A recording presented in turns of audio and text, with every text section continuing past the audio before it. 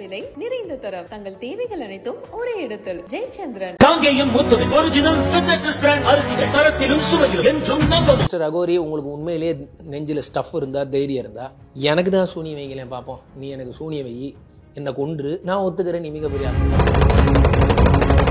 ஆதிபராசக்தி பரமேஸ்வரி. நான் நிர்வாணமா பார்த்தேன். But nonsense, அறிவு கட்டம் முண்டமே. நீ நிர்வாணமா போய் சுத்துறா, ஒரு ஜெட்டியை போட்டு நாக்க நீட்டிக்கிட்டு கேவலமான ஒரு டான்ஸ். நீ இப்படியே ஆடை கட்டுறே திரிவ போல இருக்கு. முட்டாப்பையில தயவுசெய்து இதோட நிறுத்த மாட்டேன். நீ அந்த முடியெல்லாம் சடசடையா ஒன்று பின்னி, அப்ப நீ எத்தனை நாள் குளிக்காமே கரும்பு இருந்திருந்தீங்கன்னா இதெல்லாம் நடந்துருக்கும். அகோரி குளிக்காமலாம் இருக்கும். உனக்கு என்னவா பைத்தியம், நீ என்ன வேணா பேசுவ. உதயநிதி ஸ்டாலின் நல்ல வேலைக்கு அவர் காதில் விழுவாம இருக்கு. உளுந்திருந்ததுன்னா ஒன்னு தூக்கி தொங்க விட்டுருப்பாங்கடா லூத்துப்பில. மலத்தை நானே தின்பே என்கிற கருமோ பண்ணிப்பில என் மலத்தை நானே திங்கிறவன் பேர் ஆன்மீகவாதியா? அறிவுட்ட திங்கிங்ஸ் எல்லாம் இப்படிதான் இருக்கும். குப்பை தொட்டி ஒருத்தரை அழிச்சிடுறேன்னு சொல்றதும் கொன்னறேன்னு சொல்றதும் எப்படி ஆன்மீகமாகும்? எப்போதைக்கே வேலை இல்லை, அங்கே போய் பிச்சை எடுத்துக்கலாம் அப்படின்னு கூட நீ போயிருந்துருக்கலாம். அப்படி தான்டா சொல்லுவேன், தைரியமாக தான் சொல்கிறேன். நீ பிச்சை எடுக்க தான் அங்கே போனேன். எந்த மதம்டா குளிக்க வேண்டாம்னு சொன்னிச்சு? அல்லது எந்த மதம் உன்னை இந்த மாதிரி ஜட பிடிக்க சொன்னிச்சு? சார், இப்போ அகோரி அப்படிங்கிற ஒரு விஷயம் ரொம்ப பிரபலம் ஆயிடுச்சு. நான் தான் அகோரின்னு ஒரு ஒருத்தர் சொல்லிக்கிறது, அதற்கு விமர்சனங்கள் வைக்கிறது அப்படின்னு ரொம்ப பரபரப்பா போயிட்டு இருக்கு. உங்களை பொறுத்த வரைக்கும் அகோரினா யாரு? இப்போ அகோரின்னு சொல்லிட்டு இருக்கவங்களை எப்படி பாக்குறீங்க? இவரை எல்லாரும் கண்டபிடித்துட்டாங்க. நான் அப்படி கண்டுபிடித்துட்டு என் தரத்தை தாழ்த்திக்க விரும்பல. அகோரிகள் என்பவர்கள் முற்றும் துறந்த ஒரு ரிஷிகள், முனிவர்கள், அதெல்லாம் தாண்டிய ஒரு சித்தர்கள். எந்த கணக்கில் வேணா அவங்கள வைக்கலாம். முனிவர்கள் வேறு, ரிஷிகள் வேறு, யோகிகள் வேறு, சித்தர்கள் வேறு, ஆன்மீகவாதிகள் வேறு, சொற்பொழிவாளர்கள் வேறு, கோயிலில் பண்ற குருக்கள் வேறு, அர்ச்சகர்கள் வேறு, இப்படிலாம் நிறைய வெரைட்டிஸ் இருக்கு. அதுல இந்த அகோரிங்கிறது இந்த எக்ஸ்ட்ரீம் ஸ்டேஜ். அது என்னன்னா, தன்னை தானே இறைவன் என்று முழுமையாக நம்புற ஒரு அத்வைத மனநிலை. இந்து மதம் அத்வைதத்துக்கு தான் தள்ளுகிறது. 1.5 வருஷத்துக்கு முன்னாடி கலையரசனா இருந்த ஒருத்தர் திடீர்னு அகோரியா மாறிட்டேங்கிறதுலாம் it is highly impossible and impossible. என்னை பத்தி கூட ஒரு மீட்டிங்ல பேசியிருந்தார். 10 வயசுலேயே ஜோசியம் படிக்கிறியே, உனக்கு எப்படி வந்துச்சுன்னு. 10 வயசுலேருந்து ஜோசியம் படிச்சு நீங்க 25 வருஷம் ப்ராக்டிஸ், எனக்கு 41 வயசு ஆகுது. 30 வருஷம் ப்ராக்டிஸ் எடுத்து நீங்க ஆகலாம். There is a time period for everything. 5 வருஷம் படிச்சாதான் நீங்க டாக்டர். எடுத்தோடனே நீங்க டாக்டருங்கிறது எப்படி நம்ப முடியும்? அதுதான் இங்க கேள்வி. ஆனா நீங்க என்ன பண்றீங்க? நான் ஜூ மந்திரகாளி, நான் சூனியம் வச்சிருவேன், இல்லாம ஆக்கிடுவேன், நான் கொன்றுவேன், நான் கிழிச்சிருவேன். நாட்டுல நம்ம தேடப்படும் குற்றவாளிகள்னு சொல்லிட்டு நிறைய பேர் இருக்காங்க போலீஸ் ரெக்கார்ட்ல. அவங்கெல்லாம் கொண்டு சார்கிட்ட பேர் கொடுக்கட்டும். அதே மாதிரி ரொம்ப டீசெண்டா இந்த தடவை திட்டலான்னு இருக்கேன். அதே மாதிரி யார் யாரெல்லாம் மிலிட்டரியில் இருக்காங்களோ அவங்களாம் தேடப்படும் தீவிரவாதிகள் யாரு அப்படிங்கிற லிஸ்ட் கொடுக்கட்டும். இவர் இங்கே உட்காந்து ஜெய் ஜம்பலக்கா பண்ணி அவங்களெல்லாம் கொன்னுருட்டோம். இந்த நாட்டுக்கும் இந்த இனத்திற்கும் மொழிக்கும் நல்லது. அதை அவர் பண்ண முடியுமா கேளுங்க. அல்லது மிஸ்டர் அகோரி, உங்களுக்கு உண்மையிலேயே நெஞ்சில் ஸ்டஃப் இருந்தா, தைரியம் இருந்தா, எனக்கு தான் சூனியம் வைங்களேன் பார்ப்போம். நீ எனக்கு சூனியம் வை, என்னை கொன்று, நான் ஒத்துக்கிறேன். நீ மிகப்பெரிய ஆளுன்னு. எதுக்குமே இல்லாம நான் தண்ணியில பறப்பேன், காத்துல மிதப்பேன், நான் தண்ணியில நடப்பேன். என்ன சின்ன புலத்தனமா இருக்கு இல்லையா? வடிவேலு பாஷையில தான் சொல்லணும். ஒருத்தரை பார்த்த உடனே நீங்க எத்தனை வயசு வரைக்கும் இருப்பீங்க, இந்த வயசோட உங்களோட லைஃப் முடிஞ்சது அப்படின்னு சொல்றது, முட்டை மஞ்சிரிச்சு வச்சிருவேன் அப்படிங்கிற மாதிரி காட்டி பேசுறது, இதெல்லாம் அகோரிகள் பண்ணுவாங்களா? இதுக்கு அகோரிக்கு என்ன சம்பந்தம்? அவன் தன்னைத்தானே சித்தன் என்று உணர்ந்து இறையை தேடிக் கொண்டிருக்கிறான். நான் தான் இறைவன் என்று நம்பி எப்பொழுது இறைத்துவத்துடன் கலக்க வேண்டும் என்று யோசித்துக் கொண்டிருக்கிறான். இந்த முட்டை எடுத்துட்டு ஆம்லெட் போடுறது இல்லை இந்த மாதிரி பண்றதெல்லாம் அகோரியோட வேலையா என்ன? நீங்க என்ன கேட்குறீங்க? ஒரு யானையோட வேலை என்ன?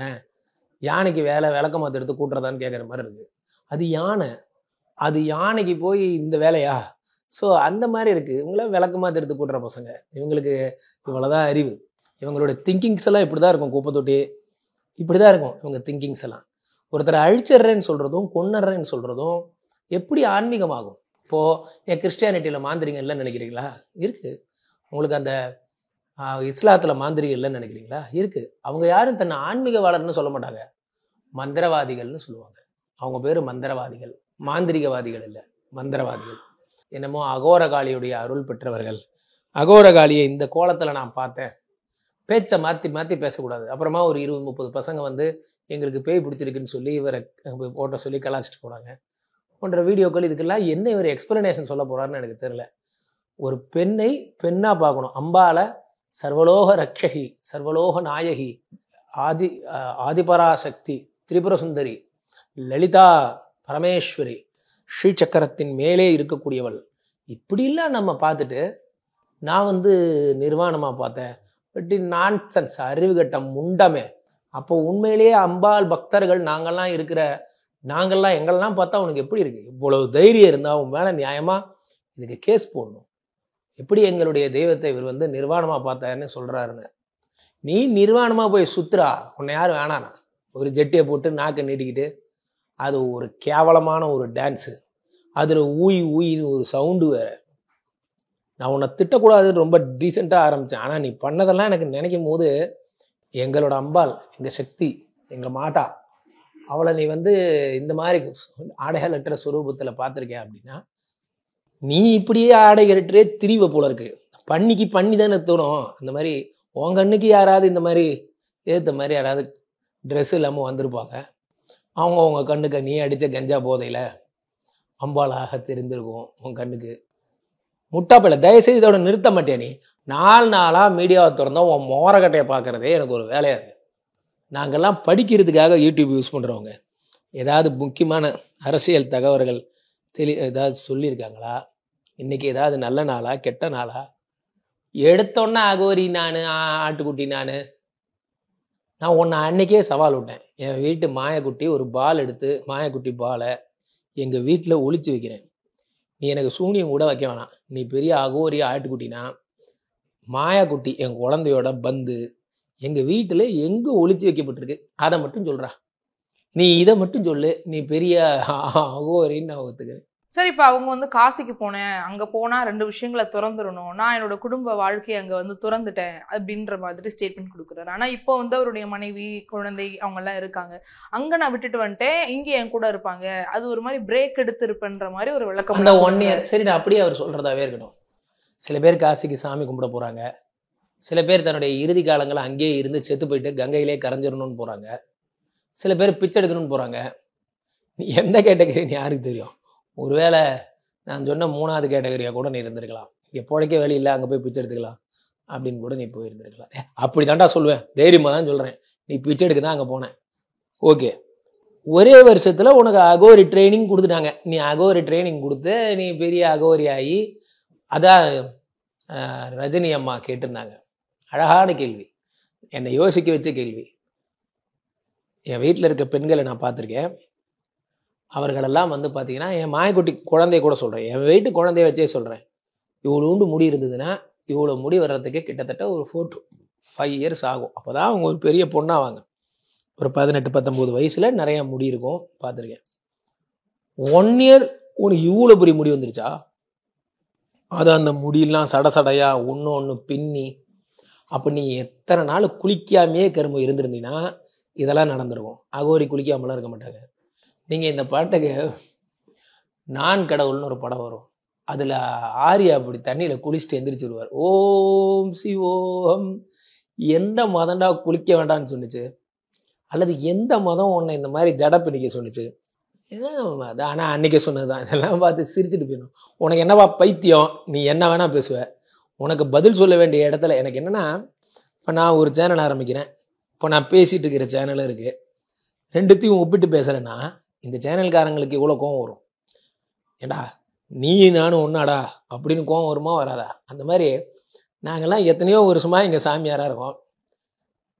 நீ இப்போ திடீர்னு வந்துட்டு நான் ஒரு சாமியார், நான் வந்து ஒரு இது ஆன்மீக உதயநிதி ஸ்டாலினை, நல்ல வேலைக்கு அவர் காதில் விழுவாமல் இருக்கு, உளுந்திருந்ததுன்னா ஒன்று தூக்கி தொங்க விட்டுருப்பாங்கடா லூச்சு பிள்ளை.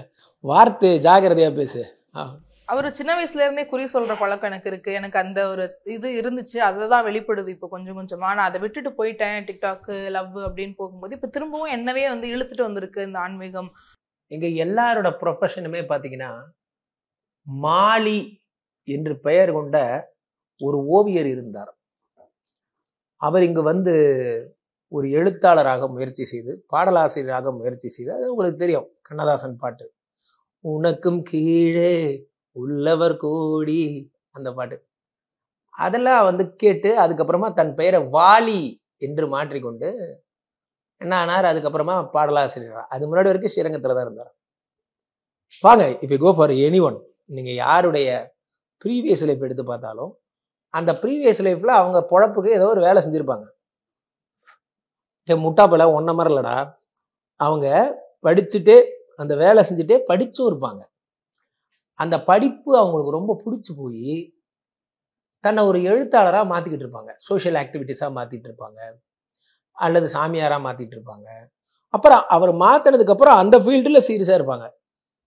வருவாங்களாம், அப்புறமா இந்த ஃபீல்டுக்கு ஒரு குறி சொல்லுவாங்களாம், திரும்பவும் போய் மோளம் போயிடுவாங்களாம். நாட்டுப்புற கலைஞர்களை மோளம் அடிக்கிற நாட்டுப்புற கலைஞர்களுக்கும் உனக்கும் சம்பந்தமே கிடையாது, நீ ஒரு டகால்டி, புரியுதா?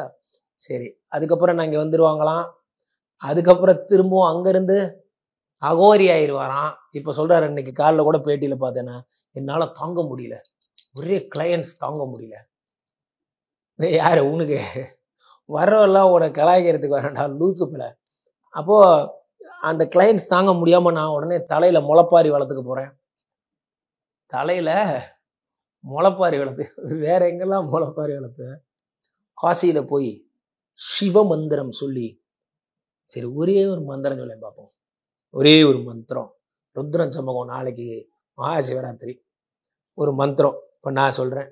ஷம்பட்ட ஜுவாலேஜிக் வே கராளதமுஷ்டே பிரத்யங்கிரே ஷம் ஹரிம் ஹம் பட் ஸ்வாஹா அஹோரே ஏப்யோஸ் தஹோரே ஏப்யோஸ் கோர கோரதரேப்யா சர்வே ஏப்யோ சர்வ சர்வே ஏப்யோ நமஸ்தே ருத்ர ரூபேப்யா. டெய்லி ஹோமம் பண்றோம்டா. நான் முட்டாப்புல இந்த மாதிரி ஒரு 2 வார்த்தை சொல்ல பார்ப்போம். தெரியாதுன்னா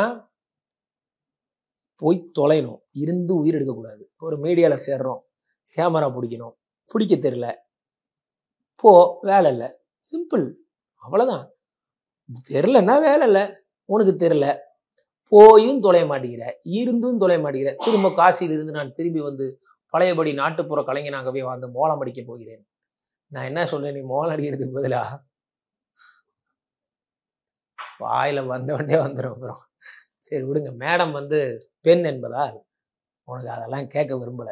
ஒரு நாள் நீ தனியாவா, உனக்கு உண்மையிலே ஸ்டஃப் இருந்தா இதே கலாட்டா மீடியால எனக்கு எதிராக நேருக்கு நேரா உட்காந்து ஆன்மீகம்னா என்ன, அத்வைதம்னா என்ன, உண்மையிலே நீ நல்ல ஜென்ஸா இருந்தா என்கிட்ட வந்து பேசுற பார்க்கலாம். நான் உனக்கு சவால் விடுறேன், எந்த ஜோதிடர் இப்படி சொல்ல மாட்டான்.